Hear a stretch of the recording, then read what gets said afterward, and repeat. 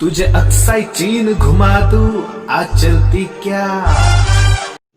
रुको जरा, सब्र करो, बोला धक्का बुक्की नहीं करने का। तो इसी के बारे में हम आज बात करने वाले हैं, इंडिया और चाइना के बॉर्डर डिस्प्यूट्स पर। इन सब मामलों में जो भी आपने आज तक सुना है उसके बारे में आज मैं आपको क्लैरिटी दूंगा। उसके लिए आपको बने रहना पड़ेगा अंत तक। इंडिया और चाइना के बीच में एक्चुअली चल क्या रहा है वो समझने के लिए आपको मैं सीधा लेके जाऊंगा कुछ साल पहले। एक्चुअली कुछ नहीं, बहुत साल पहले, 1962। इंडिया और चाइना के बीच में जो 1962 में वॉर हुआ था उसके बारे में तो आप सभी को मालूम होगा।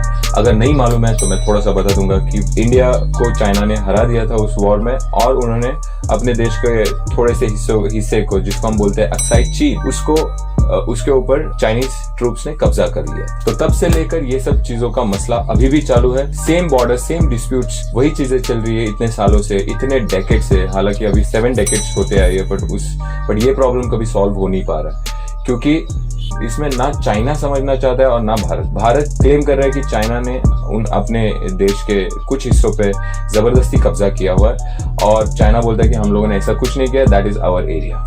तो इसके बारे में हम और थोड़ा जानें। इसको समझने के लिए आपको बॉर्डर को समझना बहुत जरूरी है। बॉर्डर, चाइना और इंडिया के बॉर्डर को बोलते हैं LAC, that is line of actual control. हालांकि उतना डिफिकल्ट नहीं है इसको समझना, सीधे भाषा में सिर्फ इंडिया और चाइना का बॉर्डर है जो स्ट्रेच होता है लद्दाख से लेके अरुणाचल प्रदेश तक। स्क्रीन पे मैं आपको दिखाऊंगा कि वो कहां से कहां तक जाता है, लद्दाख से होके अरुणाचल प्रदेश तक। तो एक्चुअली ये जो LAC है, लाइन ऑफ एक्चुअल कंट्रोल, वो बटा हुआ है 3 रीजन्स में। पहला रीजन है वेस्टर्न रीजन, दूसरा है मिडिल रीजन और तीसरा है eastern region. Eastern region Arunachal Pradesh और सिक्किम कवर करता है, मिडिल रीजन में उत्तराखंड और हिमाचल प्रदेश आता है, और वेस्टर्न रीजन जो कि सबसे ज्यादा कंट्रोवर्शियल रीजन है वो लद्दाख में है। उसी के ऊपर हम आज बात करने वाले हैं। अरुणाचल प्रदेश, सिक्किम, उत्तराखंड और हिमाचल प्रदेश में जो भी बॉर्डर शेयर होता है चाइना के साथ, वहां पे भी डिस्प्यूट्स होते हैं, पर हाल फिलहाल के लिए वो सेटल्ड है। सबसे ज्यादा डिस्प्यूटेड रीजन है अक्साई चीन, जो वेस्टर्न रीजन ऑफ LAC में आता है। मैं आपको ये पूरा मैप के थ्रू समझाऊंगा, क्योंकि picture speaks more than words. Indian army और चाइनीज आर्मी में जो भी स्कफल हो रहा है, जो भी स्टैंड ऑफ हो रहा है, 5 मई 2020 इसी दिन हुआ था पहला स्कफल इंडिया और चाइनीज ट्रूप्स के बीच में पैंगोंग सो लेक के पास। 5 मई को ये पूरा मसला स्टार्ट हुआ था। 5 मई को चाइनीज ट्रूप्स और इंडियन ट्रूप्स के बीच में थोड़ा सा मसल फ्लेक्सिंग हुआ बाउंड्री पे, वो वीडियो भी मैं आपको दिखाऊंगा। और सिर्फ पैंगोंग लेक के पास ही नहीं, हालांकि गैल्वन रिवरलेट के पास भी ये चीज हुई, जहां पे इंडियन आर्मी के कंस्ट्रक्शंस बहुत तेजी से बढ़ रहे हैं। अब तक 60 मीटर इंडियन आर्मी ने ब्रिज भी तैयार किया है। अगर आप देखोगे तो ये जो एरिया है अक्साई चीन, पूरे पहाड़ी वाला एरिया है, पूरा पहाड़ी है। वहां पे इंडियन आर्मी या फिर इंसान का पहुंचना ऑलमोस्ट नामुमकिन है, फिर भी अपने देश के आर्मी इतना एफर्ट इंडियन आर्मी डाल के वहां तक उन्होंने अपना कैंप बनाया गैल्वन रिवरलेट में, हॉट स्प्रिंग्स जो है, और पैंगोंग सो लेक के पास। आप इमेजिन करो कि वो एरिया जो है अक्साई चीन, जो बाउंड्री जो LAC एरिया है, वो एरिया में जो लाइन है ना, वो पड़ता है पहाड़ी के ऊपर से। तो आप इमेजिन करो कि वहां पे जाना कितना मुश्किल है। आज तक वहां जाने के लिए इंडियन आर्मी के पास ना कोई ब्रिज था, ना कोई इजी वे था। बहुत सारा तकलीफ उठा के आप वहां पे अपने आर्मी के जवान वहां पे पहुंच के गार्ड करते थे। पर अभी हाल फिलहाल में गैल्वन रिवरलेट के पास इंडियन आर्मी ने एक ब्रिज तैयार किया है। उसको लेके चाइना अभी बहुत टेंशन में है। इन सब चीजों को जानने के लिए आपको 8 फिंगर्स जानना बहुत जरूरी है। तो let's see what is this 8 fingers. 8 fingers is nothing but वो एक 8 पहाड़ियों जैसा है, 1 से लेके 8 तक, जो आपको स्क्रीन पे दिख रहा है। 1 से इंडिया ऑपरेट करता है और 8 से चाइनीज ऑपरेट करता है। ये जो आप बीच में देख रहे हो कि यहाँ पे LAC भी आपको दिख रहा होगा, जो बीच में लाइन। तो पैंगोंग सो लेक के पास ये जो 8 फिंगर्स से इंडिया 1 से लेके 2 से लेके 3 से लेके 4 से लेके 4 से 5 के बीच में इंडिया पेट्रोलिंग करता है। चाइनीज ट्रूप्स जो है वो है 8 से लेके 7, 6, 5 से लेके 2 तक उनको परमिशन मिला है, तो वहां से वो वहां तक पेट्रोलिंग करते हैं। हालांकि 4, 5 से 2 तक जब भी चाइनीज ट्रूप्स आते हैं पेट्रोलिंग करने के लिए, तो इंडियन आर्मी उस पर पूरी निगरानी रखता है। और यहाँ पे ही मेन मुद्दा है, जब चाइनीज आर्मी अपनी वो छोटी गाड़ी लेके 8 से जब वो चाइनीज आर्मी आती है, तो 7 और 6 तक वो इंडियन आर्मी को दिखाई नहीं देते। पहाड़ी ऐसे है कि 7 और 6 तक, 8 से जब वो निकलते हैं 7 और 6 तक इंडियन आर्मी समझ में भी नहीं आता कि वो लोग आ रहे कि नहीं, और डायरेक्टली वो दिखाई देते हैं 6-5 के फिंगर्स पे। तो ये जब प्रॉब्लम इंडियन आर्मी को समझ में आई कि ये ऑब्जर्वेशन का थोड़ा प्रॉब्लम हो रहा है हमको, तब इंडियन आर्मी ने सोचा कि 8th फिंगर पे हम एक ऑब्जर्वेशन पोस्ट लगाते हैं जहां पे हम चाइना के एक्टिविटीज पे पूरा ध्यान दे सकते हैं। जब इंडियन आर्मी अपना ऑब्जर्वेशन पोस्ट जब 8th फिंगर पे बनाने की कोशिश कर रही थी, तब से ये सब मसला शुरू हुआ। अभी आपको ये समझना जरूरी है कि इंडिया का तेजी से डेवलपमेंट LAC पे करना, वो चाहे हॉट स्प्रिंग्स रहने दो, वो चाहे गैल्वन रूलेट रहने दो, या फिर पैंगोंग सो लेक, हर जगह पे इंडिया का जो डेवलपमेंट है इंफ्रास्ट्रक्चर वाइज वो बढ़ रहा है। चाइनीज का तो ऑलरेडी वहां पे स्लो एंड स्टडी डेवलपमेंट चल रहा था उनके बाउंड्री, उनके LAC लाइन के उनके तरफ, बट इंडिया ने भी उसे देखते हुए इक्वली एफर्ट्स डाल के इंडियन आर्मी ने अपना ट्रूप्स भी वहां जमा लिया है। तो आजकल इसी पे पूरा मुद्दा चल रहा है। चाइनीज आर्मी अभी बौखला गया है।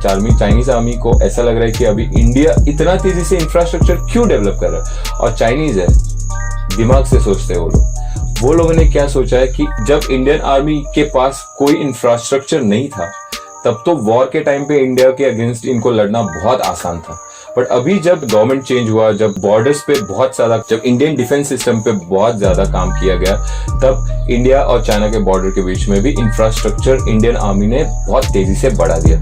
इसी के वजह से गैल्वन रिवुलेट में एक 60 मीटर्स का ब्रिज भी बन गया है, और उसके वजह से चाइनीज ट्रूप जो है वो पूरे हड़बड़ा गए। उनको ऐसा लग रहा है कि अभी जब अगर इंडिया यहाँ पे स्ट्रांग हो जाता है तो उनके लिए बहुत मुश्किल हो जाएगा वापस से क्लेम करना, वापस से वहां पे अपना हक जमाना। तो यही है पूरा मसला।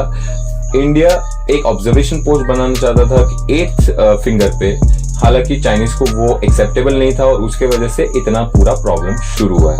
और आप ये मत सोचो कि चाइना का पहली बार, देखो क्या होता है कि पाकिस्तान के साथ हम लोग तो आए दिन सब चीजें देखते हैं कि पाकिस्तान ने टेरर अटैक, सीरियल किलिंग हो रहा है, so many things we have seen in Pakistan. But China में ऐसे हाल फिलहाल में या फिर बहुत टाइम से हम लोग ऐसा कुछ सुन भी नहीं रहे थे कि बॉर्डर्स पे डिस्प्यूट है। लेकिन इस बार ऐसा क्या हुआ है कि चाइना ने इसको बहुत बड़ा मुद्दा बना दिया। हर बार जब भी फाइट्स होता था इंडिया और चाइना के बीच में, तो वो आर्मी के जो मेजर्स है या फिर आर्मी के जो सीनियर्स है, वो लोग बैठ के इसको सुलझा लेते थे। But you should try to know कि ये सब चीजें क्यों हो रही है। बॉर्डर्स पे लड़ाई, डिस्प्यूट तो पहले से ही चल रही है इंडिया और चाइना के बीच में, बट क्यों हो रही है इसको जानने के लिए आपको पहले चाइना को जानना पड़ेगा कि चाइना बेसिकली अभी कौन से स्टेज में है। चाइना एक डिक्टेटरशिप वाला गवर्नमेंट है। डिक्टेटरशिप क्या होता है मैं आपको सीधे भाषा में समझाऊंगा, तो जो मैं बोलूंगा वो सही है, बाकी भाड़ में जाने दो। इसे बोलते हैं डिक्टेटरशिप। आप इमेजिन करो कि अपने देश में अगर ऐसा होता तो क्या होता।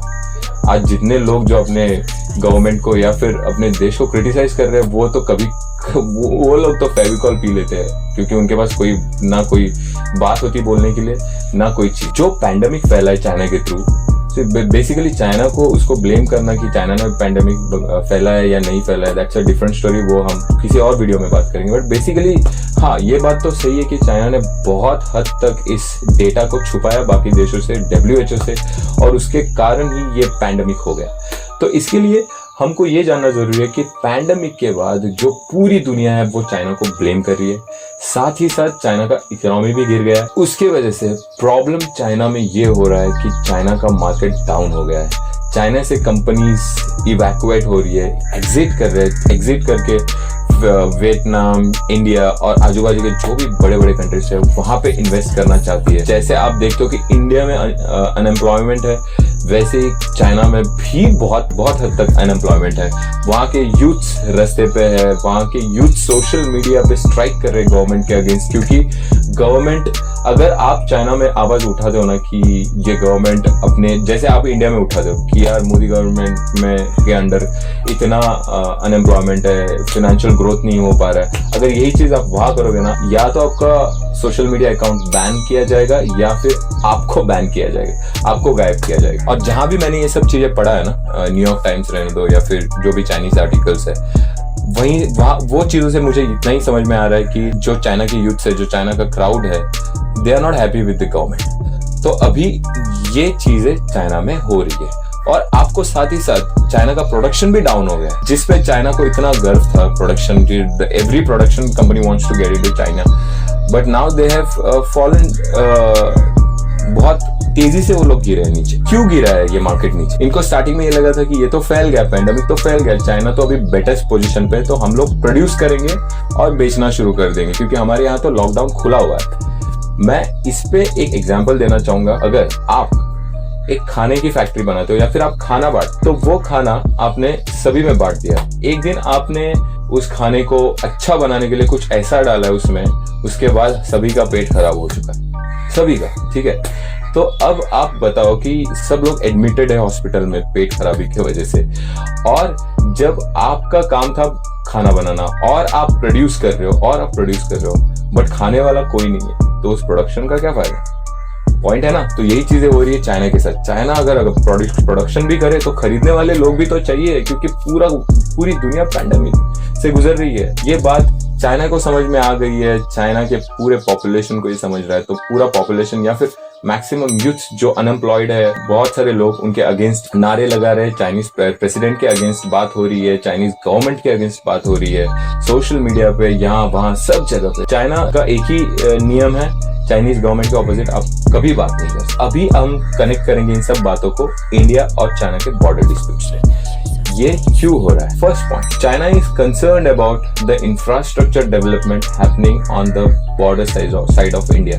They don't want India to develop anything on the border so that whenever there is a war, वो इंडिया को वापस से हरा दे। दूसरा रीजन ये है कि ये पैंडेमिक के वजह से और चाइना पे ब्लेम के वजह से जितने भी कंपनियां चाइना में जो प्रोडक्शन हाउस था उनका, वो सब एग्जिट करके इंडिया में इन्वेस्ट करना चाहते हैं, इंडिया में अपना प्रोडक्शन हाउस बनाना चाहते हैं। तीसरा रीजन ऐसा है कि चाइना, अगर आप समझो, सिर्फ इंडिया के साथ ही नहीं, वो उसके neighbouring countries Hong Kong, Vietnam, Taiwan, इन सब कंट्रीज में भी वो इसी तरह रिटेलिएट करने की कोशिश कर रहा है, इसी तरह बॉर्डर पे प्रॉब्लम्स क्रिएट करने की कोशिश कर रहा है। तो आपको ये भी समझना चाहिए कि वो ना ही सिर्फ इंडिया के साथ, हालांकि सभी अपने नेबरिंग स्टेट्स के साथ यही कर रहा है। इसका रीजन ये हो सकता है सबसे बड़ा कि वो पब्लिक को, जो वहां के पॉपुलेशन है, वहां के लोग हैं, उनको जो बेसिक अभी जो अगेंस्ट जा रहे हैं गवर्नमेंट के, उनको वहां से उनका ध्यान हटा के वो वॉर के तरफ लेके जाना चाहता है, ताकि